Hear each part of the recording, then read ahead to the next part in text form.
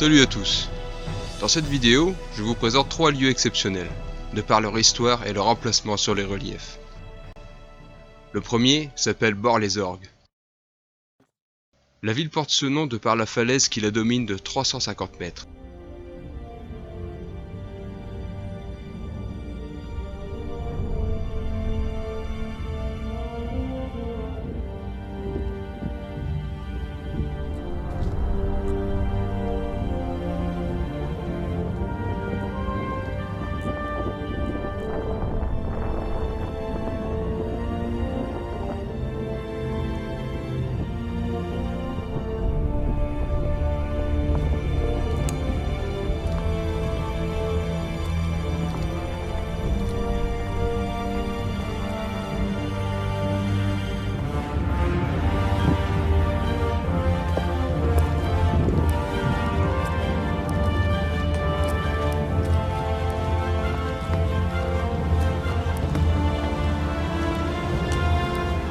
Le sommet vous offre une vue imprenable sur l'Auvergne et le Cantal. La falaise et ses orgues atteignent par endroits une hauteur maximum de 80 mètres. Elles se sont formées à l'origine par une immense coulée de lave, quand l'activité volcanique du Massif central était à son comble.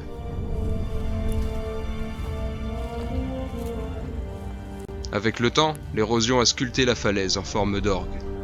Par période de grand vent, la falaise y produirait un champ. Sur place, la grotte des orgues est devenue trop dangereuse pour s'y aventurer. L'activité sismique y provoque des éboulements réguliers, clairement visibles. Une légende existe sur Bar-les-Orgues. Un démon s'attaquait aux femmes et aux enfants, mais aussi aux bateliers naviguant sur la Dordogne. Saint-Nazaire aurait alors chassé le démon. En deuxième lieu, Gimel-les-Cascades.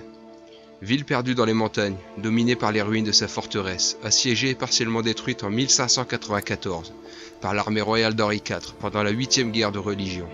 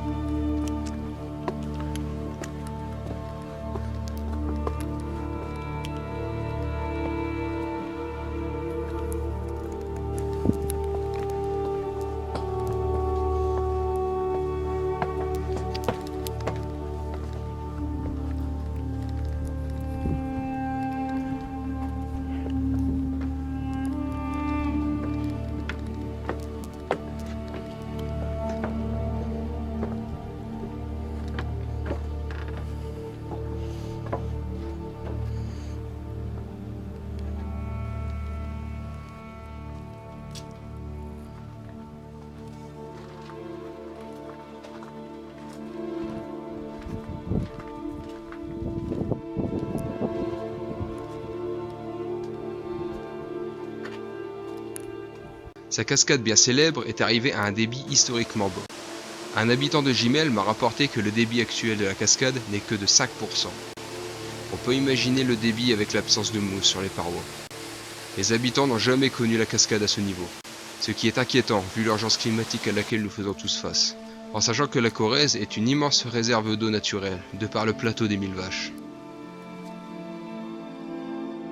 En troisième lieu, Rocamadour, situé dans le département du Lot. Cette ville religieuse, ancrée dans une falaise, est un lieu de pèlerinage depuis bien avant l'an 1000. Mais son histoire remonte bien au-delà, jusqu'à la préhistoire. Des cavités servant de refuge sont toujours visibles aux alentours de la cité.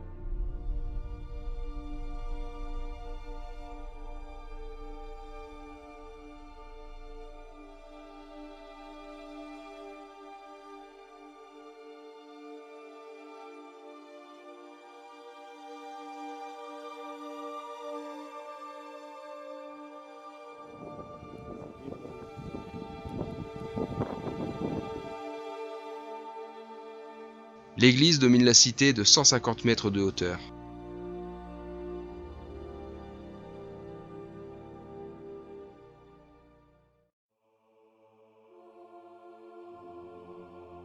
Un chemin de croix représentant les scènes de la condamnation à mort de Jésus se termine dans cette immense grotte soutenue par d'énormes piliers.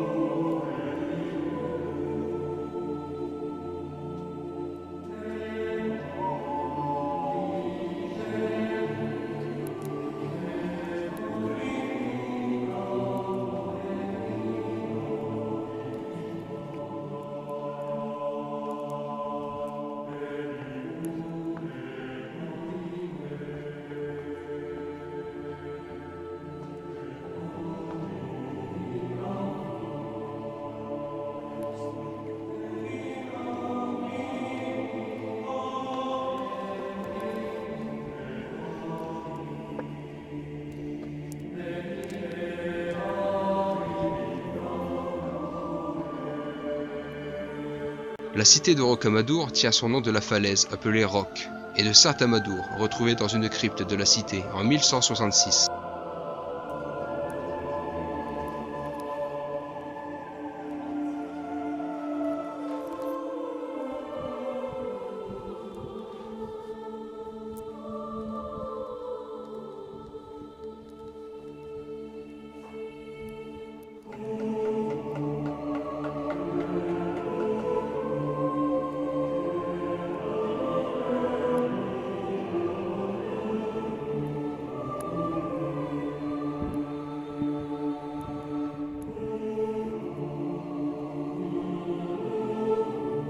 En premier lieu, la Vierge Noire, suivie de l'impressionnante basilique, avec cet orgue en forme de navire, qui a été construit en 1928 pour rappeler l'esprit maritime. Les marins sauvés de la noyade venaient prier et remercier la Vierge Noire.